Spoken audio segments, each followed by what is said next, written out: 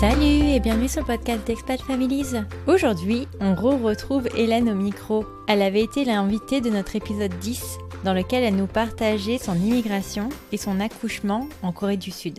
Alors aujourd'hui, je trouvais ça super intéressant qu'elle revienne pour nous parler de son accouchement en maison de naissance, ainsi que son allaitement en tandem.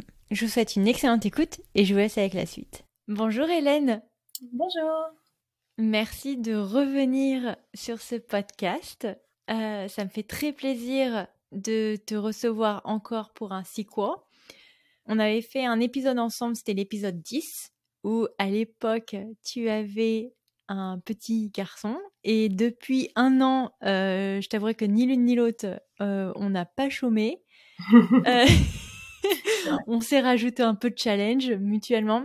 D'ailleurs, je crois si j'ai fait le calcul, tu es à 21 mois d'écart entre tes deux enfants. Ouais, mais je crois qu'on a le même que écart 20. Tu me bats, ça y est, c'est plus difficile pour toi. Non, alors pour ceux qui ne savent pas de quoi on parle, je vais me permettre de te présenter, parce que comme ça on va un peu changer pour les sequels. Donc, si je peux résumer l'épisode 10, tu t'appelles Hélène, tu habites en Corée du Sud avec ton mari qui est coréen. Vous avez un petit Luca ensemble qui doit avoir un petit peu plus de 2 ans. Ouais, 2 ans et demi. Et plus récemment, une petite Louane qui a pointé sur le bout de son nez. Et je crois que tu as un chat, de mémoire. Waouh. Ouais, elle a un chat aussi. En fait, j'épie ta vie. Non, en fait, ce qui est vraiment cool quand même avec ce podcast, c'est que ça fait quand même plus d'1 an qu'on avait enregistré et que d'ailleurs Hélène nous avait mis en relation et qu'on a quand même gardé contact et voilà, qu'on a suivi nos périples. Nos périples un peu en parallèle, effectivement. À quelques continents. Voilà. On se suit quand même beaucoup, donc c'est quand même vachement rigolo. Écoute, j'aimerais bien pour démarrer cet épisode, maintenant que j'ai fait une entrée en matière, est-ce que, donc pour commencer cet épisode, on peut refaire un peu un bilan de ta grossesse et de ton accouchement avec Luca? Ouais. Par exemple, qu'est-ce qui t'avait plu, qu'est-ce qui t'avait déplu? De mémoire, par exemple, pour le suivi de la grossesse, tu trouvais que c'était beaucoup trop suivi à faire des échos tous les 2-3 jours. Ouais.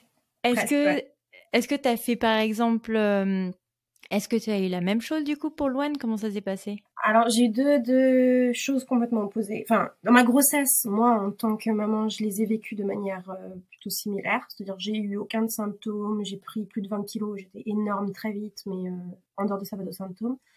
Après, la façon dont j'ai suivi, effectivement, c'était très différent. C'est-à-dire que, avec Luca, déjà, c'était ma première grossesse. En plus, j'étais à l'étranger, donc j'ai un petit peu suivi le move, quoi. J'ai un peu suivi ce qui se faisait, ce que les autres mamans faisaient. Donc effectivement, j'ai pas trop questionné les choses. C'est-à-dire quand j'allais voir un médecin, j'ai fait mon test, j'ai tout de suite été voir un médecin. Quand le médecin il me dit on voit pas, faut qu'on revienne la semaine prochaine. Si un médecin me dit on revient la semaine prochaine, je reviens la semaine d'après, quoi. Oui. C'est-à-dire que moi je suis française. Si un médecin me dit de venir, je viens. Je considère que c'est qu'il faut. En fait, il faut. En Corée, les hôpitaux, c'est des entreprises qui demandent de venir, c'est venez faire du chiffre, revenez. Oui. C'est pas forcément toujours nécessaire. Donc j'ai un petit peu changé ma perspective là-dessus. Donc effectivement, gros suivi. Après, de là à dire que ça m'a déplu, pas forcément. Comme je disais, c'était ma première grossesse, c'était peut-être pas plus mal, ça me fait des beaux souvenirs, mais je savais que je voulais pas la même chose après. C'est tout ça. Ouais. L'accouchement, en fait, j'étais même avec Luca, j'avais eu l'idée de faire un accouchement en maison de naissance, voire même à domicile. J'avais déjà suggéré l'idée à mon mari, et en fait, je me sentais peut-être pas totalement assez prête parce que est-ce que je serais vraiment capable, sachant que j'avais jamais vécu d'accouchement. C'était aussi tout très loin et du coup ça m'angoissait un peu. Du coup, j'avais un petit peu abandonné et j'avais fait un accouchement en hôpital pour femmes classiques. Oui, pour Luca. Voilà, pour Luca. C'était pas une super expérience, c'était pas une mauvaise expérience non plus. C'est pas été un accouchement traumatique, mais je savais pertinemment que je voulais pas la même chose. C'était long et en fait, le plus dérangeant, c'est qu'en fait, je devais un peu batailler tout le long. C'est-à-dire que j'ai eu un médecin bien Enfin, j'avais fait un plan de naissance, ce que d'ailleurs au passage je recommande à toute maman de faire, surtout quand on est à l'étranger, faire un plan de naissance. Faut discuter de tout en amont.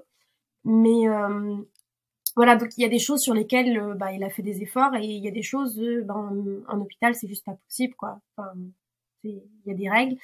Donc, mais j'ai tout le long dû un peu batailler. Laissez-moi marcher, laissez-moi avoir mon fils, laissez-moi avoir mon fils avec moi.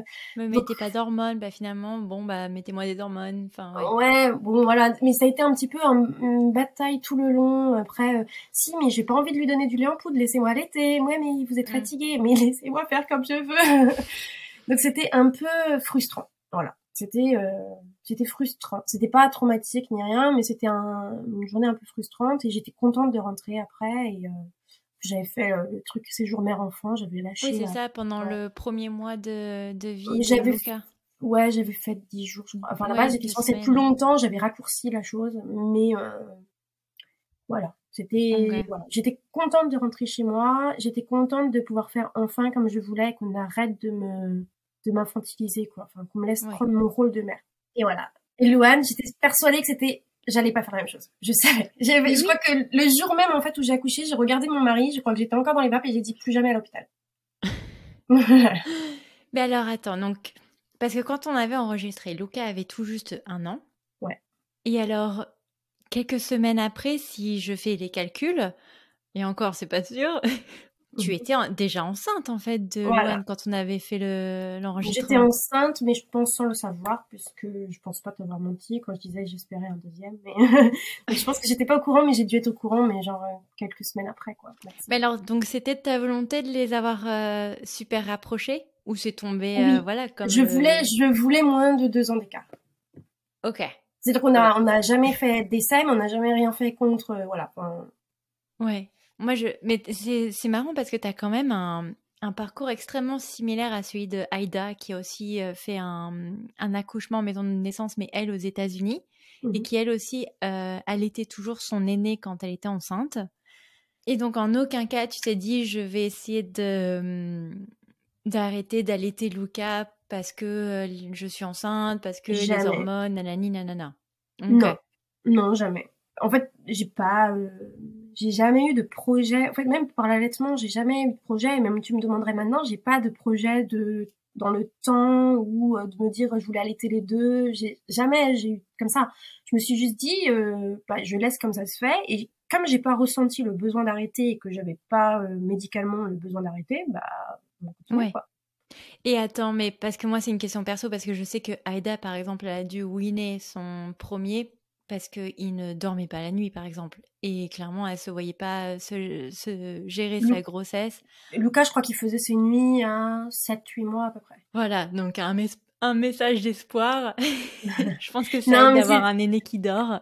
Ouais, non, mais c'est par rapport à l'allaitement, mais pas que. Je pense que je me serais peut-être pas sentie d'avoir un deuxième tout de suite. J'avais pas un peu de sommeil. Ouais. Ouais, non, mais puis d'être sûr que tu t'as pas les deux qui se réveillent en même temps, quoi. Surtout si les deux ils sont allaités, t'imagines, effectivement. Je peux pas me réveiller pour ça veut dire que tu peux même pas avoir le papa qui rendort l'autre, quoi. Ouais. Non. Donc ça, c'était... Non, Lucas, il faisait ses nuits très bien, très tôt, donc c'était pas un souci. Et donc, cette deuxième grossesse se présente. Donc, du coup, qu'est-ce que tu as en tête? Tu te dis, ok, est-ce que je vais avoir mon photo-album comme Luca avec toutes mes échos, ou est-ce que donc, du coup, je sais que c'est une industrie un peu foireuse, je vais pas venir à tous les rendez-vous? Alors, déjà, premier truc, je fais mon test. Déjà, j'ai pas fait 30 000 tests à chaque fois. J'ai vraiment fait un test quand j'avais plus une semaine d'écart de retard, donc j'étais quasiment sûre déjà. Je fais mon test, et pareil, j'ai pas tout de suite couru à l'hôpital. Je me suis dit, bon, attends, là, on doit être à 4-5 semaines. Ça sert à rien, on verra rien. Ouais. Alors, on ira genre à 7-8 semaines, là où on a un cœur. Ça sert à rien d'y aller avant. Non, c'est clair. Et voilà, j'ai pris mon temps, et après, j'ai directement dit à mon médecin, j'ai été au même hôpital où j'avais fait mon suivi et mon accouchement de Luca. Et je lui ai dit, voilà, on va être clair, je vais pas accoucher ici. Et autre chose, je veux les échographies strictement nécessaires. Voilà. Ouais. Je l'ai prévenu dès le début. Ouais, Bah, c'est-à-dire que je l'ai prévenu dès le début et je lui ai dit, de toute façon, s'il y en a trop, je viens pas, quoi. Donc, et puis à chaque fois, je négociais un peu. À chaque fois, il me disait, bon, bah, revenez dans 2 semaines. C'est vraiment nécessaire dans 2 semaines? Dans 3, ça irait peut-être pas. Et puis voilà. Mais parce que, en plus, t'étais en plein pendant la période Covid. Enfin, je pense que la Corée Exactement. du Sud, elle a quand même mieux géré que certaines autres parties du globe.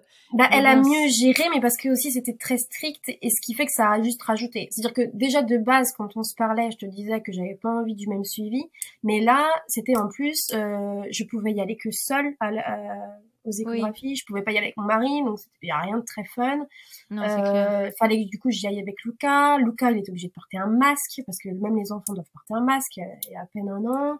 Ouais. Euh, Enfin, ouais, clairement, c'était pas fun du tout. Fallait remplir plein de papiers avant à quelle heure t'étais rentré et tout. Donc clairement, ça me donnait encore moins envie d'y aller souvent. Ouais. Donc ouais, j'ai vraiment fait le minimum de chez minimum. Je crois que j'ai dû avoir 4, ouais, 4, 5 échos max. Enfin, vraiment fait les morphologiques qui sont nécessaires. Ok. Mais Ouais, voilà. donc je pense que ça doit être 2 ou 3 à tout casser. Ouais, il y en a peut-être plus en Corée parce qu'ils font pas la prise de sang ils font battement de cœur pour valider la grossesse ou des trucs comme ça. Mais, D'accord. bon, Et alors, minimum. comment... parce que donc, du coup, pour Lucas, tu avais en tête de potentiellement accoucher à la maison ou en maison de naissance, mais tu t'en sentais pas nécessairement capable. Mhm. Donc là, tu dis à ton gynéco, ok, mon loulou, je ne serai pas dans ton hôpital. Mhm. Donc, est-ce que tu avais cherché en amont, du coup, des maisons de naissance ou est-ce que Ah, tu t'orientais ouais. plus pour accoucher à la maison, du coup? Comment ça s'est passé? Alors j'ai fait un petit peu les deux, j'ai fait recherche pour les deux. J'avais déjà fait des recherches maison de naissance, mais là c'est pareil, la pandémie a remis pas mal de choses en question. Ouais, Parce que bah il y a pas mal de maisons de naissance qui du coup changeaient un petit peu protocole. leur protocole qui me convenait plus trop. Et après, moi priorité c'était accouchement à la maison, mais je n'ai parlé beaucoup avec mon mari et je sentais qu'il était pas chaud. Voilà. Ouais, Je sentais qu'il était pas chaud du tout. Alors après, certaines personnes me diront, ouais, mais c'est ton corps, c'est toi qui accouches, c'est toi qui décides. C'est clair que c'est moi qui décide. Et si j'avais dit, j'accouche à la maison, il m'aurait pas dit non. ouais. Mais je pense que quand tu accouches à la maison, faut quand même que tu aies un mari à côté qui soit, enfin, Ouais, qui tiennent, soutenant, qui oui. soit dans le Qui soit truc. accompagnant, ouais. Si c'est moi qui dois le rassurer parce qu'il est angoissé, ça a aucun intérêt, quoi. Donc, Ouais, c'est clair. voilà, donc je me suis dit bon ok, je vais pas forcer les choses, ça sert à rien. Et mais par contre, j'ai cherché une maison de naissance. Alors, faut savoir déjà des maisons de naissance, il n'y en a pas beaucoup en Corée. Ouais. Et après, effectivement, bah, avec la pandémie, ça compliquait les choses. Et j'avais un critère, c'est qu'il fallait que je puisse avoir Lucas avec moi. Donc c'était une volonté de ta part qui participe à l'événement? Oui, j'étais pas forcément axée encore sur le fait qu'il soit là vraiment au moment même de l'accouchement. Ça, je me dit, ça dépendra de lui, de moi, de comment on le sent. Mais en tout cas, je voulais pouvoir l'avoir avec moi pendant la phase de travail, quoi. D'accord. Bah, voilà, c'est-à-dire qu'en plus, faut savoir que Lucas, il a jamais été gardé. Oui. Donc Non, donc je me serais sentie mal le voir, il ait jamais été séparé et tout. Et bon, bah, ok, je vais accoucher de ta petite sœur, je te mets chez les grands-parents pendant 2 jours, tu vois. Et ouais. puis je reviendrai avec un bébé dans les bras, quoi. Et Non, je c'est pense que clair. Et moi, je me rappelle, Pierre, bah pareil que toi, je l'ai jamais laissé garder avant d'accoucher d'Alice. Et je me rappelle, bah, en plus, j'ai été rapide et efficace. En une nuit, c'était torché. J'ai dû passer 24 heures à l'hôpital. Je me suis fait discharge. Et quand il est venu me chercher avec son père dans la voiture, il me faisait la tronche. Donc, tu vois. ouais. Mais moi, j'avais vraiment envie, je m'étais dit que pour que vraiment les relations, enfin, qu'il n'y ait pas de jalousie, je voulais vraiment qu'il soit impliqué dans tout le processus, en fait. Ouais. Donc voilà, je voulais qu'il puisse être là avec nous et qu'il ait pas le sentiment en gros que voilà, il y a la petite sœur qui arrive, donc tu vas devoir arrêter de téter, tu vas devoir aller chez les grands-parents, tu vois. Oui. Je voulais vraiment qu'il se sente pas qu'il soit privé de choses parce que sa petite sœur arrivait pour les avoir. Donc ça me laissait le choix que de une seule maison de naissance qui était à plus d'1 heure et demie Ah ouais. ouais. Et Et elle était prise en charge par ta mutuelle / assurance santé locale? c'est en partie pris, en partie. Après, ça reste bien plus Onéreux. onéreux qu'un hôpital classique. Ouais. Et par Ouais. rapport à accoucher chez toi? Moins cher que l'accouchement à domicile. Parce qu'accouchement à domicile, en fait, c'est avec les personnes d'une maison de naissance qui viennent chez toi. Donc forcément, tu payes plus. Ok. Et alors, à quoi ça ressemble du coup une maison de naissance en Corée du Sud? Est-ce que il y a des sages-femmes, il n'y a pas de gynécologue? Est-ce que c'est à peu près pareil Ouais, qu'aux il y US? a, il y a des sages-femmes, mais c'est d'ailleurs pour ça qu'il y a... En fait, il y a quasiment plus de sages-femmes en Corée. C'est d'ailleurs pour ça qu'il n'y a pas beaucoup de naissances. Ouais. J'avais regardé d'ailleurs, avec la crise là, qu'il y a en France sur les sages-femmes, j'ai regardé, en fait, cette année, il y a eu 23 diplômées sages-femmes. Seulement? Ouais. Bah, C'est un purée. métier qui est vraiment en disparition. Et encore, la plupart de ces sages-femmes, comme il n'y a pas assez de maisons de naissance ou d'endroits où elles peuvent vraiment faire leur rôle de sage-femme, la plupart vont juste être infirmières dans une maternité. C'est dommage. C'est pour ça qu'en fait tout est très très médicalisé parce que tout est c'est tout géré par des obstétriciens en fait ici les accouchements. Enfin, si tu vas dans un hôpital classique. Donc là non, j'étais en maison de naissance, du coup j'étais avec une sage-femme, enfin 2 sages-femmes. D'accord. Voilà. Et donc ils ont des salles qui ressemblent à des chambres avec. Ouais, c'est très différent. Moi j'accouchais dans l'eau, donc j'étais dans un gros énorme jacuzzi avec Lucas. Sympa. Voilà. Ok. Avec des petites lumières tamisées, la petite musique, tout ça, c'était... Et en fait, avec des sages-femmes qui étaient quasiment pas là. D'accord. Voilà. C'est-à-dire qu'en gros, je suis arrivée à 19h, elles m'ont fait à ma demande un check pour voir à peu près où j'en étais. J'étais à 5, j'ai dit j'ai faim, j'ai pas mangé, j'ai pris mon mari, mon Lucas, on a été dehors au resto. Ok. J'ai pas beaucoup mangé à 5, je peux te dire que j'étais pas encore au top du top. Et puis on est rentré à la maison de naissance genre à 20h30, 21h. On a tenté de mettre Lucas au lit. À la maison de naissance, t'as essayé de le mettre au lit? Ouais, j'ai tenté. Je sais pas ce qui m'a pris. Évidemment, ça a raté. Hein. Évidemment, c'était hors de question. Mais au moins, en fait, comme il s'est mis au sein, ça a accéléré les choses en version, voilà. Parce que oui, si on te stimule le téton, je crois que ça te crée de l'oxytocine, c'est ça? Ouais. Bah, ça te libère de l'ocytocine, donc, et puis après, c'est aussi psychologique, c'est que quand t'as ton enfant avec toi, déjà, bah, ça t'occupe. Voilà, tu joues avec lui, t'es dans autre chose. Enfin, moi, j'étais obligée de jouer avec lui, quoi, pendant que comme je suis arrivée à la maison de naissance à 19h, toute la journée d'avant où j'étais à la maison avec Lucas, bah, fallait bien que je gère son quotidien, quoi. Ouais. Alors même que j'étais en travail. Et puis, il a fallu que je joue avec lui et tout, donc ça m'a fait penser à autre chose. C'est marrant qu'on a eu une expérience très, très similaire. Je me rappelle encore à jouer au ballon, genre, attends 5 secondes, ok, ça va mieux. Oui, moi j'ai eu un moment comme ça où j'ai dit à Lucas, en fait à la maison on n'a pas de télé, on n'a pas d'écran ni rien. Ouais. Et en fait ce jour-là, pour la première fois, Lucas a pu voir une vidéo de 5 minutes. Je lui ai dit écoute maman, elle va prendre une douche chaude, hein. Regarde ça. Et il a eu sa première vidéo de 5 minutes. Mais attends, mais il travaillait pas du coup ton mari pendant la journée ou tu lui appelais genre... Si, il travaillait. Okay. Il travaillait. Bah, en fait, le matin, je lui ai dit, écoute, tu gardes ton portable à côté de toi parce que je sens que c'est possible que je t'appelle dans la journée. Okay. Et en fait, ouais, ça avançait. Et puis, j'ai mis Lucas à la sieste. Donc, pareil, bah, allaitement avant la sieste. Et alors là, ça a accéléré les choses. Ah, tu m'étonnes. Et là, j'ai appelé mon mari. J'ai dit, écoute, tu viens, je voudrais bien que Lucas finisse sa sieste quand même. Mais, parce que lui, il lui fallait aussi 1h30 pour rentrer à la maison. Ouais, et après, donc, 1h30 pour aller là-bas? Voilà, donc je savais qu'il fallait quand même que je sois à l'avance, surtout que si c'était l'heure de pointe, c'est même pire, quoi. Donc je savais que à partir du moment où je l'appelais, il fallait compter environ 3 heures, voire plus, si on devait faire des arrêts. Et puis c'est le deuxième, donc t'as intérêt à y aller fils à fissa, quoi. Voilà, donc j'ai quand même, je l'ai prévenu un peu à l'avance, on a attendu que Lucas se réveille quand même de la sieste, et puis dès qu'il s'est réveillé, on est parti, et voilà. D'accord, mais c'est génial. Et donc attends, donc vous arrivez... Donc tu me dis t'essayes de le mettre au lit, manifestement il veut pas aller au lit, donc du coup il finit dans le bain avec toi. Ouais. Et en l'espace de 2 heures, elle était même pas 2 heures parce que même pas 2 heures parce que du coup on est rentré à la maison à 20h30, maison. Ouais, dans le bain j'ai dû passer 20-30 minutes max. Ouais. Et alors comment ça s'est passé alors du coup cet accouchement, parce que tu me dis que les sages-femmes te laissaient vous laissiez seule. C'était une demande de ma part que je ferais appel à elles s'il y avait besoin, quoi. Ouais. Donc en fait, elles sont juste venues au moment où j'étais dans le bain, du coup, pendant les 20 dernières minutes, pour vraiment t'assister pour la pousser. Quoi. Ouais. Okay. Je peux pas pousser, mais pour l'accueillir, ouais, et me la poser, puis après pour me déplacer jusqu'au lit avec la petite toujours avec son cordon, pour aider Lucas à couper le cordon plus tard. Donc c'est Lucas qui a coupé le cordon? Oui, mais bien après. On a laissé le cordon pendant une bonne trentaine de minutes jusqu'à ce que tous les échanges placenta soient finis. Ouais. J'avais le petit placenta à côté de moi là dans une bassine. Et puis c'est Lucas qui a coupé le cordon et c'est Lucas qui a fait une empreinte avec le placenta pour faire un arbre de vie avec de la D'accord. Ouais, et ton mari, du coup, il a pas voulu être un petit peu plus acteur? C'était vraiment plus ta décision de vouloir que Lucas soit un petit peu plus présent? Non, il était avec moi dans le bain aussi, hein. C'est lui qui me massait le bas du dos. Après, il fallait bien que quelqu'un joue et gère Lucas aussi pendant la fin. Donc non, il était là. Après, c'était vraiment familial, quoi.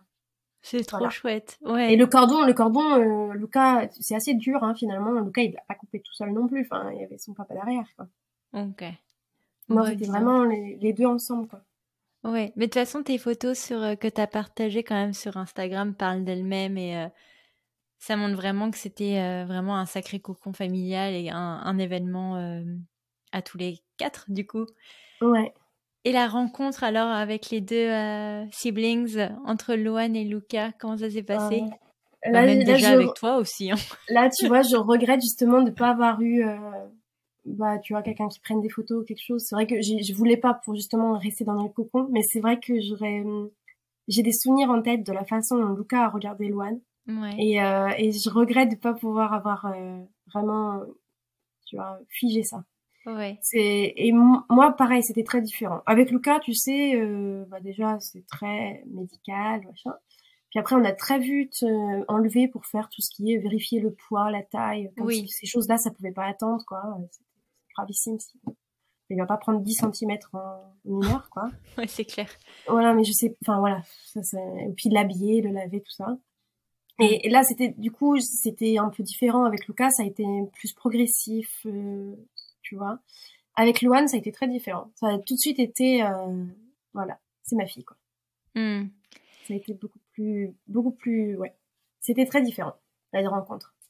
Mais alors, est-ce que ça t'a réconcilié avec l'expérience que tu avais eue pour ton premier accouchement? Alors, je dirais pas réconcilier parce que ça voudrait dire que c'était une mauvaise expérience. Mon Oui. premier, je veux pas, c'était aussi un choix de ma part de finalement faire l'hôpital quand même parce que je me sentais pas prête pour le reste. Donc, c'était pas non plus voilà. Mais ce qui est sûr, c'est que mon premier accouchement, c'est le jour où j'ai rencontré Lucas, donc je m'en souviendrai pour ça. Oui. Après avoir accouché de Douane, c'est différent. C'est-à-dire que je me suis vraiment même dit, oh là là, je voudrais juste avoir un troisième enfant, juste pouvoir accoucher de nouveau. Mais alors, c'est ce que j'allais te demander. Je dis, bon, du coup, ton époux, ayant fait la maison de naissance, est-ce que maintenant il se sent pour la prochaine étape de le faire à la maison? Est-ce qu'on se fait après sequel, je sais plus quel est le mot, un triquel? Comment ça? Alors, il n'y a pas de troisième enfant dans mon projet. Ok. Ça serait bien trop onéreux. Mais si troisième enfant il y avait, ce qui n'est pas au projet, encore, je répète, ça serait à la maison. Et honnêtement, je crois même que je le ferais je ferais un unassisted. Ok. C'est-à-dire, soit avec la volonté de mon mari, soit j'oublie peut-être de prévenir mon mari. Oh mince, il n'y a pas le temps de faire venir quelqu'un. Tu me diras, ça peut arriver tellement vite. Mais c'est vrai.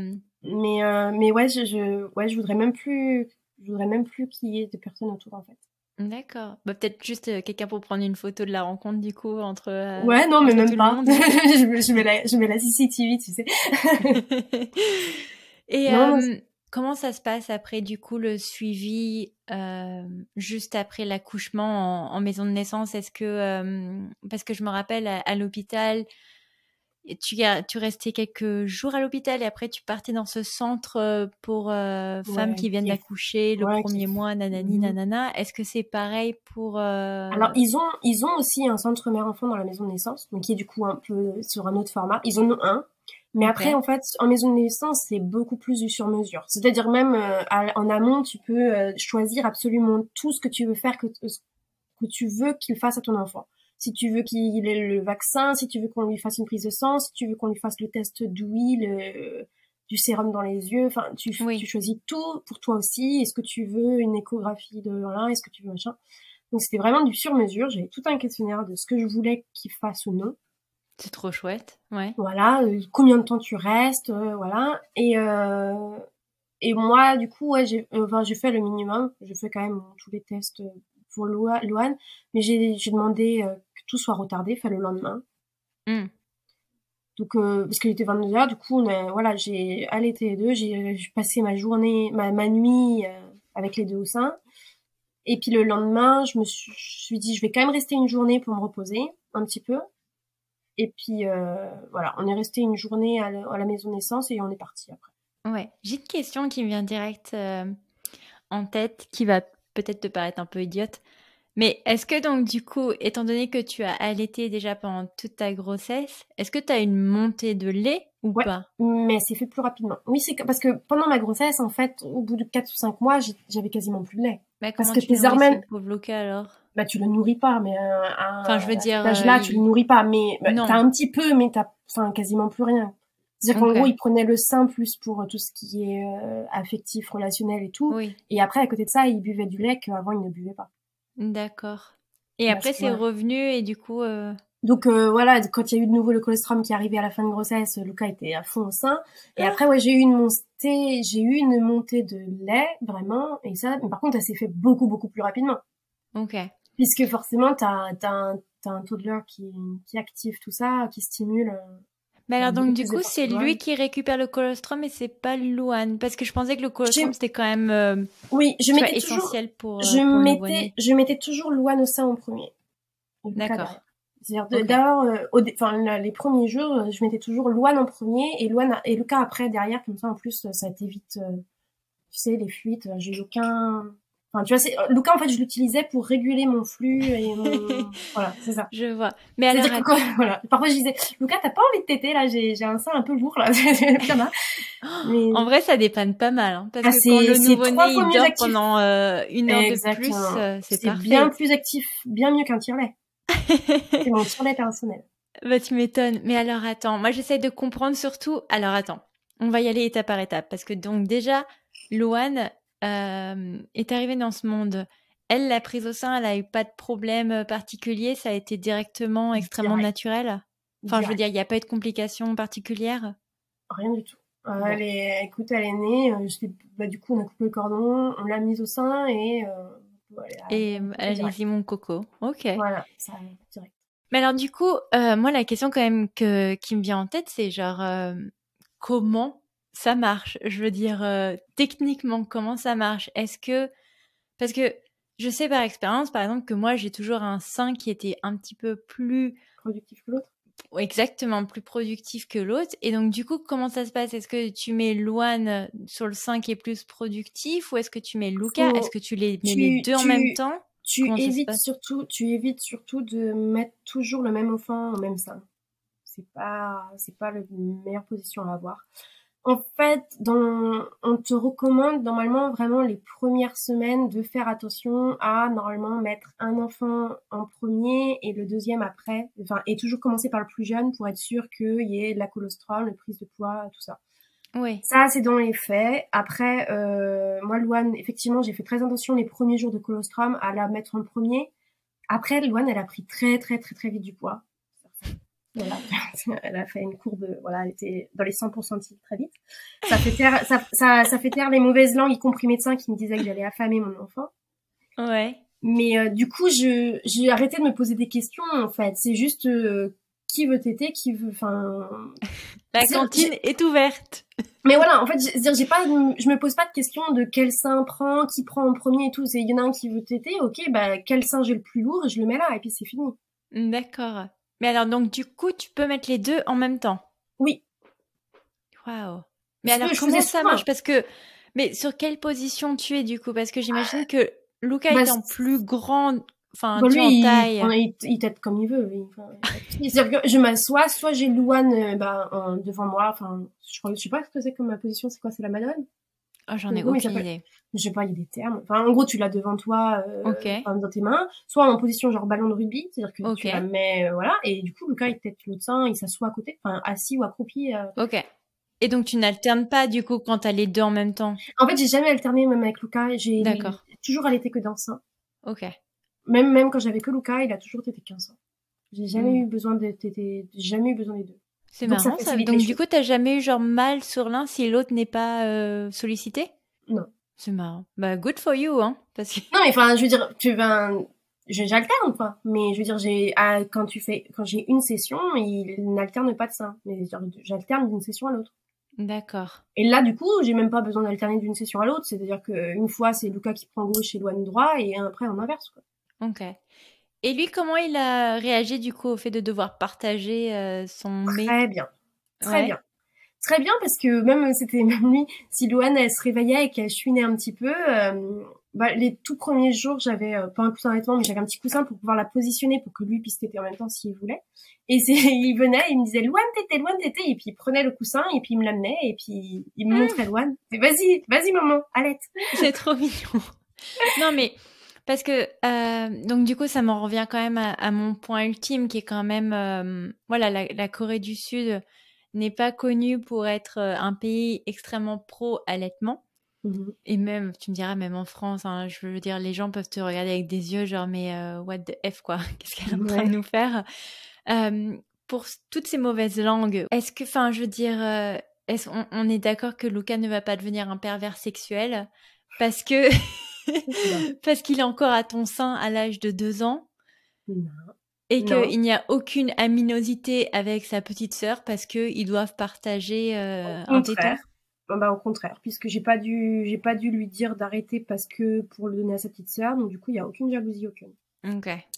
Non, et puis après Lucas, il a un âge où oui, il te sollicite 3 fois par jour, non? Ça dépend, c'est-à-dire qu'il y a des fois où si on est dehors, en fait Lucas il aime pas téter en extérieur, c'est-à-dire maintenant comme c'est son moment à lui, c'est quand on est à la maison, tranquille tous les deux, quoi. Ouais, son confort. Donc si on est dehors, il va téter peut-être une fois la journée le soir avant de dormir. Et puis le lendemain, il suffit qu'il soit de mauvaise humeur ou que voilà, il va peut-être me demander 8 fois dans la journée. Mais après, il a un âge où je peux aussi lui dire pas maintenant, là j'ai autre chose à faire oui. Ou alors limiter, je dis OK, mais alors 2 minutes et puis après je lui dis bon, on arrête maintenant. Enfin voilà, je veux dire c'est dans la négociation, c'est pas oui, et puis j'ai pas besoin du sein, quoi, c'est non mais parce que quand tu penses à l'allaitement aussi tu te dis mais what, parce que tu te dis oh mais il faut qu'elle allaite toutes les 3 heures parce que tu t'imagines toujours un bébé en fait quand tu penses à l'allaitement alors que un toddler voilà, il boit du lait le matin et le soir ou peut-être juste avant la sieste pour l'endormir, mais je veux dire oui voilà, mais c'est vraiment en fait, son âge là, c'est beaucoup moins nourricier qu'autre chose. C'est plus pour son immunité. Enfin, faut savoir que Lucas, il est pas tombé une seule fois malade. Il a 2 ans et demi, il a jamais eu une fièvre, jamais un nœud qui coule, quoi. Ça, c'est chouette. Très, très chouette. Il a eu ses dents, il a eu ses vaccins, même rien, aucune réaction à rien. Enfin, il a jamais rien eu. Voilà, donc c'est plus ça. Et après, je pense que c'est tout ce qui est, voilà, dans enfin, ça l'apaise. Dire que moi on me parle de Terrible 2 et tout, alors après je touche du bois, hein. Ça se trouve ça va me tomber dessus dans un mois, là je dirais non, qu'est-ce que j'ai dit, tu vois, mais je couperai au montage. voilà dans ce cas tu vois, je t'appellerais, je te dirais surtout coupe ça parce que je crois que c'est voilà, mais j'ai jamais eu de crise ou quoi, parce qu'en fait tu sais les Terrible 2 là, le moment où ils sont en mode où leur cerveau il est en ébullition et où ils veulent que tu restes avec eux mais ils veulent pas que tu les touches et ils crient ou tout ce que tu veux. Ouais. Mais j'ai jamais eu ça avec Lucas parce que quand il est dans une frustration ou quelque chose, il arrive et me dit tété. Et alors je le mets au sein de 2 secondes, mais vraiment, ça dure quoi? Et ça même pas 30 secondes, même pas 30 secondes, et c'est bon, il a apaisé, et après je peux lui demander qu'est-ce qui s'est passé? Qu'est-ce qui se passe? Ça c'est chouette. Mais tout de suite, voilà, ça calme les choses, quoi. Ok. Du coup, quand tu étais en maison de naissance ou même quand tu es rentrée chez toi, est-ce que les gens te regardaient avec des yeux ronds, genre mais pourquoi elle s'inflige déjà un allaitement d'un nourrisson et en plus d'un petit garçon, quoi? Bon, en fait, paradoxalement, alors je sais pas si c'est moi qui prête moins attention, mais je crois que il y a moins de choses qui se disent maintenant que j'en allaite 2 que quand avant j'allaitais seulement Lucas qui était plus âgé. Ah ouais? Je pense qu'en fait, tu vois, quand il y avait Lucas qui était plus âgé et que je l'allaitais encore, il y avait plein de commentaires, ouais, il a plus besoin, machin, il est trop vieux, tout ce que tu veux, enfin, le truc habituel. Et en fait, je crois qu'en fait, je sais pas, je crois qu'en fait, là maintenant, c'est tellement gros, le fait que j'en ai 2 qui disent, oh, c'est une cause perdue. Voilà, c'est une cause. Qu'est-ce que tu veux ça leur rabat le caca, qu'est-ce que tu veux qu'on dise, quoi? Mais c'est surtout que je comprends pas pourquoi il y a un jugement à porter, en fait, de base, d'emblée, sur toi qui allaite Luca, même s'il a 2 ans, quoi. Bah, surtout que, comme dit, en plus, je l'allais jamais face à eux. C'est même pas parce que moi je veux pas, c'est que Lucas, il ne, s'il y a par exemple même des gens chez nous, il demandera jamais à téter. Ou alors il va me tirer par la main et m'amener quelque part, mais en général non. Donc je veux dire, en plus, je veux dire, ils ont même pas besoin de le voir, tu vois. Ouais. Non, mais après, euh, c'est son confort aussi à lui, quoi. Donc, Mais ce qui fait qu'en fait, j'en fais pas vraiment état, quoi. Enfin, je veux dire, il y a beaucoup de gens, à mon avis, qui ne savent pas. C'est pour ça, en fait, que ça facilite les commentaires aussi, tu vois, parce que quand il y avait que Luca qui était allaité, si par exemple, après un verre de vin, je disais non, parce que, bon, à cause de l'allaitement, les gens me disaient, mais quel allaitement, Luca? Et puis, ils étaient, voilà. Maintenant, j'ai l'excuse, entre guillemets, de Louane. C'est-à-dire qu'en gros, je parle de l'allaitement, ils me disent, ok, c'est à cause de Louane, mais en fait, il y a Luca ouais. aussi, mais ça, ils le savent pas, quoi. Et là, alors, du coup, aujourd'hui, en day-to-day, comment ça se passe à la maison? Donc, j'imagine que tu allaites toujours les deux. Ouais. Et comment se porte alors notre petite Louane? Petite Louane. Enfin, Petite Louane qui a 6 mois faisait 10 kilos. Euh... bah écoute, Louane, elle a 8 mois. Elle est diversifiée, mais elle est toujours allaitée. Elle mange énormément. Et puis, elle fait sa vie. Et puis, Lucas, pareil, toujours allaité. Et puis, ça dépend. Un jour un petit peu, un jour beaucoup. Voilà. ouais. C'est-à-dire, chaque jour est différent. Et donc, j'imagine aussi que ton mari, comme pour Luca, n'avait pas pu prendre de congé Bah, il a pris quelques parental. jours. Par-ci. Ok. On était sur 2 ou 3, je crois, de mémoire pour Ça a Luca. changé depuis. Ah, Ils ont passé une loi il y a 10 jours. ah ouais? Qui peuvent être pris en 2 fois. Alors, 10 jours, c'est énorme pour les Coréens. Bah, Qui peuvent être pris en ouais. 2 fois. Sauf que, bah, en fait, c'est quand même mal vu de les prendre de un certain truc. Et après, mon mari, avec le boulot qu'il fait, en fait, ne peut pas faire ça. C'est-à-dire qu'il peut pas prendre, il y a personne pour remplacer ni rien. Ou alors, au pire des cas, il prendra 2 jours. Et, enfin, s'il prend 10 jours, il se retrouvera après à travailler 10 jours où il reviendra quasiment pas à la maison avant l'aube parce qu'il faudra qu'il rattrape, quoi. Donc, il y avait aucun Tellement. intérêt. Mais alors, attends, parce que moi, je sais que beaucoup de gens me demandent à chaque fois, mais comment tu arrives à gérer les deux en même temps à la maison? Ce au quoi je réponds souvent, j'ai de l'aide avec mon mari qui, moi, travaille depuis la maison. Mais alors, toi, on est, Mais on est quand même sur un autre level. Mais en fait, Parce honnêtement, que, je vais te dire, je pense que les premiers jours sont pas les plus durs. Enfin, après, ça dépend dans toi, la maman, dans quelle forme physique tu es, tu vois. Moi, l'accouchement s'est très bien passé, j'étais nickel. Mais évidemment, les premiers jours sont plus simples parce que, enfin, même les premières semaines, je veux dire, ok, elles têtent beaucoup, mais il n'y a pas encore vraiment tu vois, de schedule pour les nappes, enfin, oui, ils pour dorment les beaucoup. siestes. Ils dorment très bien en portage, ils sont pas très lourds, alors tu les mets en portage, ce qui fait qu'en fait, bah, je la mettais dans le porte-bébé et on allait dehors, je jouais avec Lucas. Ouais, Quand elle avait envie de téter, bah, elle tétait dans le porte-bébé. Enfin, voilà. C'est-à-dire qu'elle suivait, en fait, on gardait le rythme plus ou moins de Luca c'est et ça. Luan, en fait, elle suivait, quoi. Elle Donc s'adapte, ouais.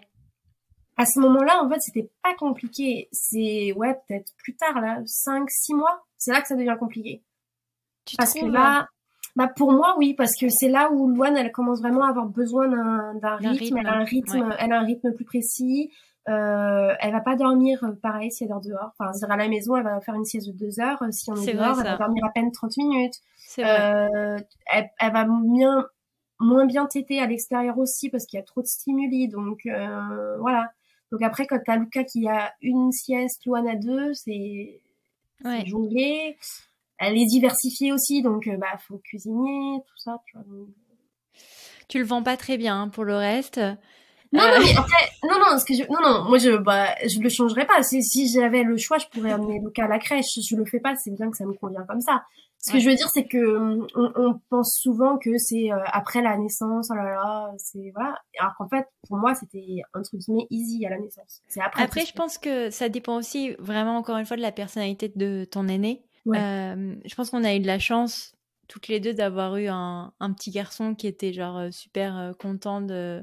Bah, qui tombe en amour de la petite sœur, quoi. Ouais, Voilà. et qu'il soit quand même super simple. Ouais. Moi, je pense qu'il m'a fait la tronche peut-être 3-4 jours. Et après, bah, c'est...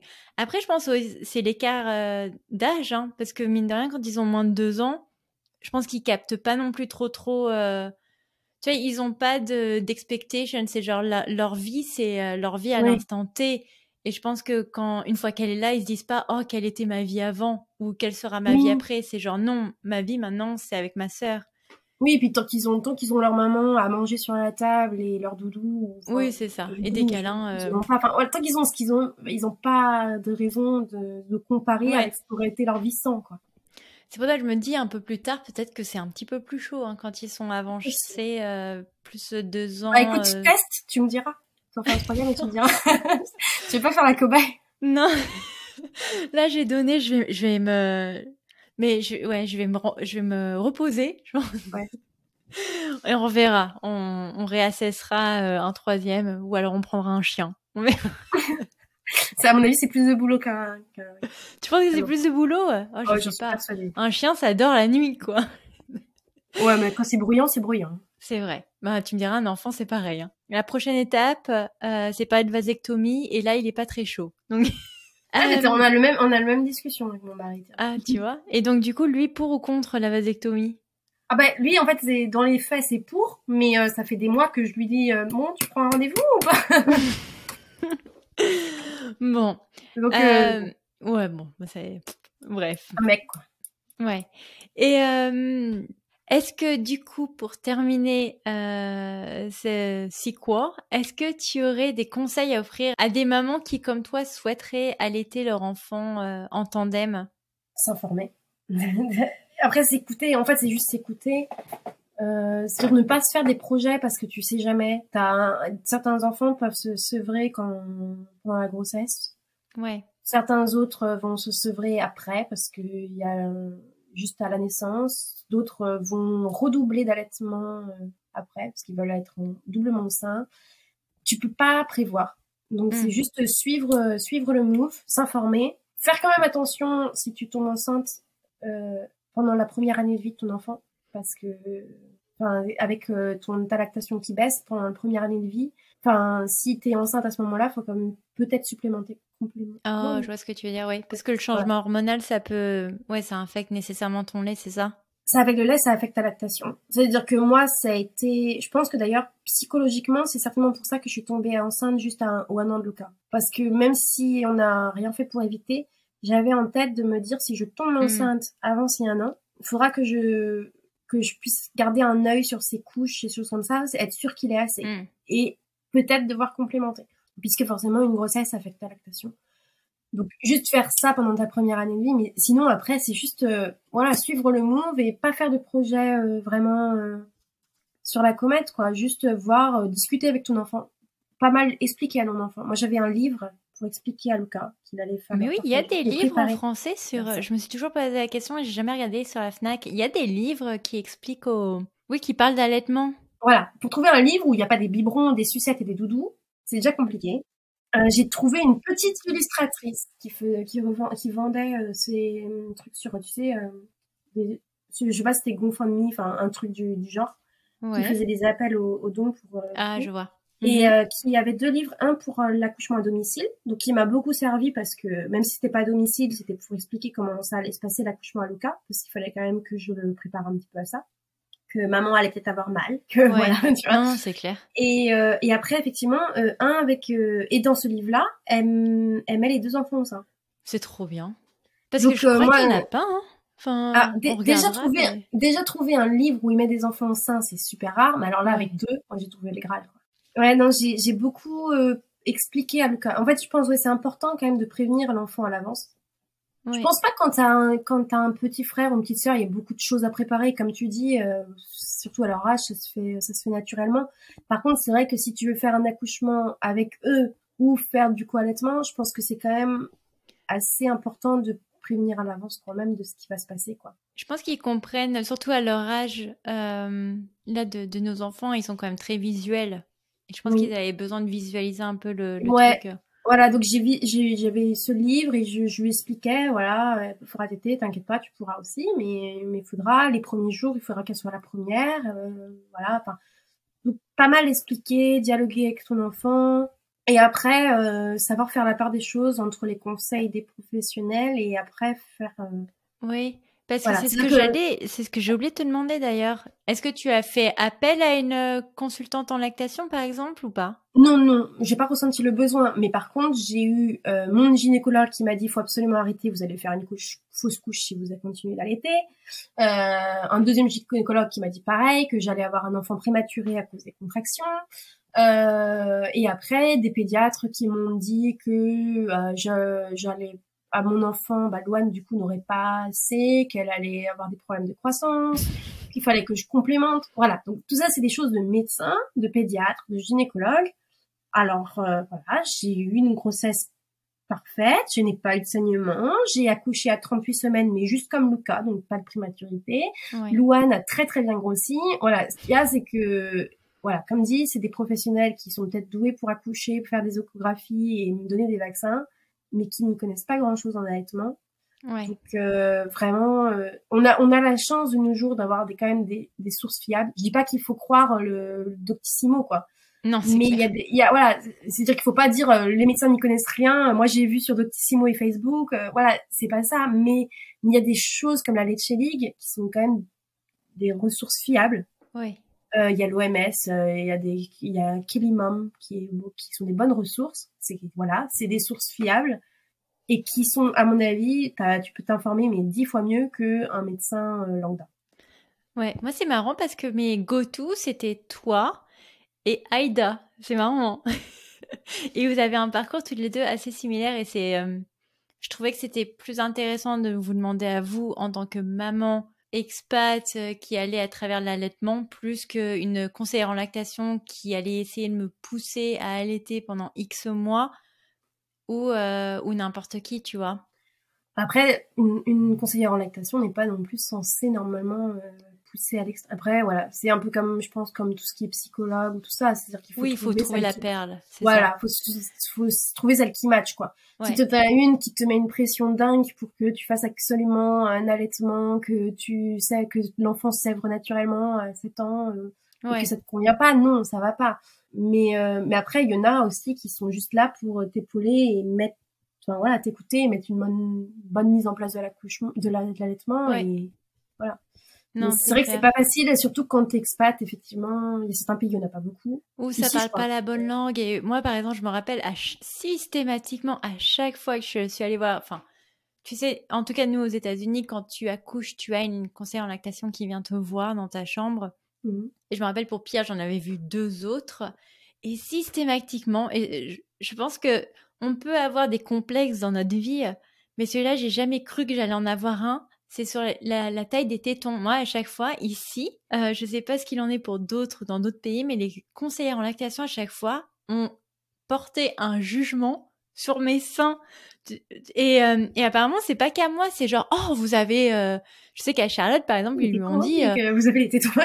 Moi, ils m'ont dit, oh, dis donc, même la pédiatre, je me rappelle même la pédiatre d'Alice m'a dit, oh bah je comprends que vous ayez mal vu la taille de vos tétons. Je mais laissez mes tétons tranquilles. Et C'est fou, ça. apparemment, à Charlotte, donc sa conseillère à lactation à l'hôpital lui a dit, oh mais vous, vos tétons sont parfaits pour allaiter. Je fais, mais c'est pas juste. Non, je sais pas, j'ai jamais vu de conseillère en lactation.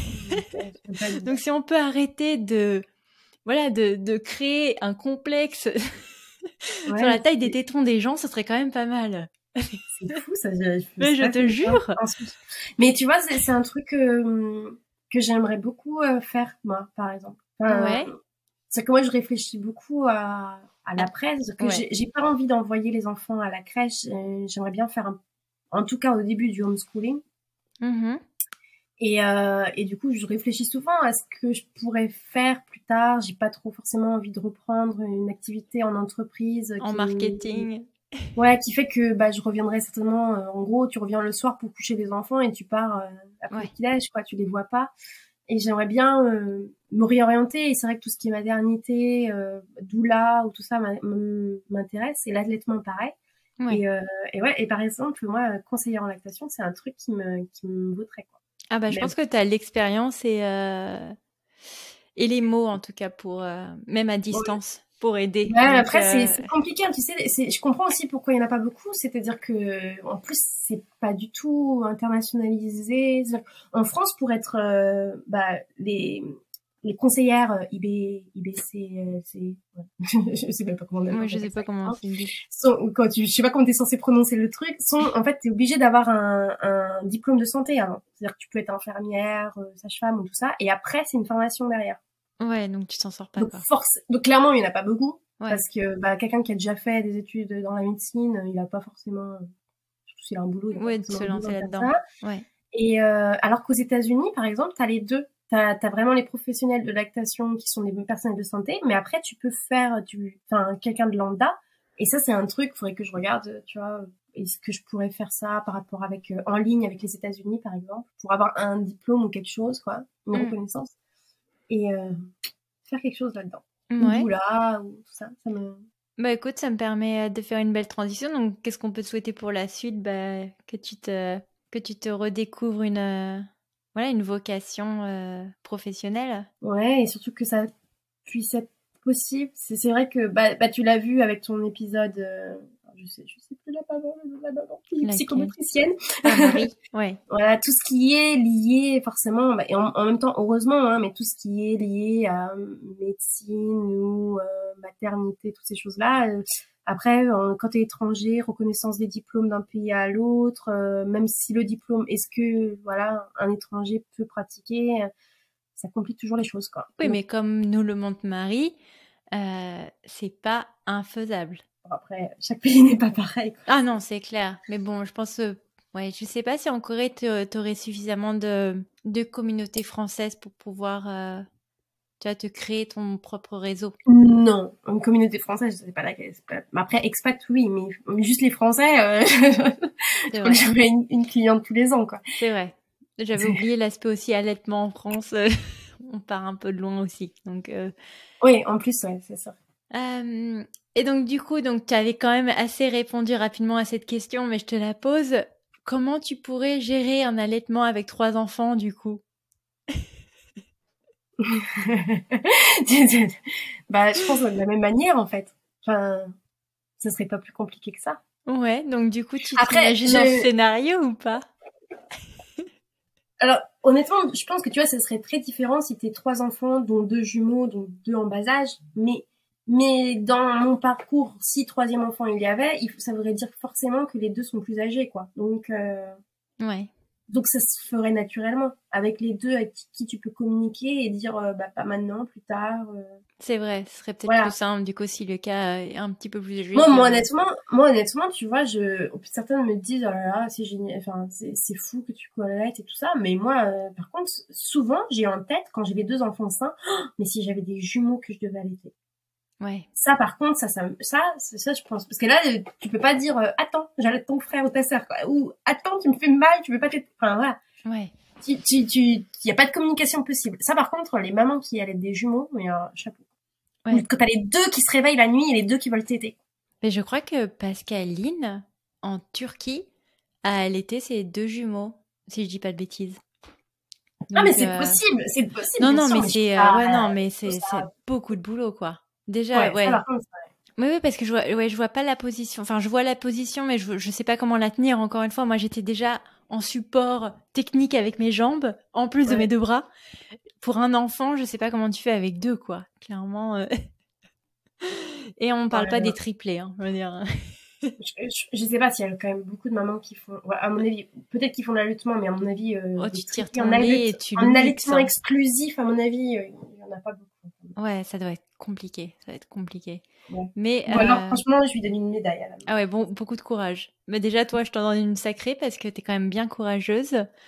Non, non, Euh, mais franchement, je te jure, je pense que t'as certaines mamans qui ont peut-être un allaitement avec un seul enfant, mais s'il y a un frein de langue ou quelque chose, qui doivent certainement galérer beaucoup plus que moi, quoi. Ah ben je pense que, mais encore une fois, je pense que tu as quand même beaucoup de chance d'avoir des enfants assez simples, parce que moi Mm. entre Pierre avec son frein de langue et Alice avec son intolérance alimentaire à un truc que je mangeais ou pendant un mois j'ai pas mangé grand chose, c'était c'était assez challenging. Voilà. Non, franchement, du coup, quand on me dit ouais, c'est génial, bravo et tout, franchement, voilà, c'est pas de la fausse modestie, c'est pas de la fausse modestie, c'est juste que franchement, c'est que c'est pas compliqué et concrètement, ça aurait été compliqué pour moi, bah j'aurais peut-être arrêté, tu vois. Ouais. Je veux dire, si je continue comme ça, c'est parce que pour moi ça me convient et au contraire, pour moi, c'est même plus facile comme ça. Ouais. Typiquement, quand tu mets la petite au sein et que t'as un enfant à côté qui joue, qui fait du bruit, tu peux être sûr que la petite, elle va tourner la tête, elle va s'arrêter. C'est super relou.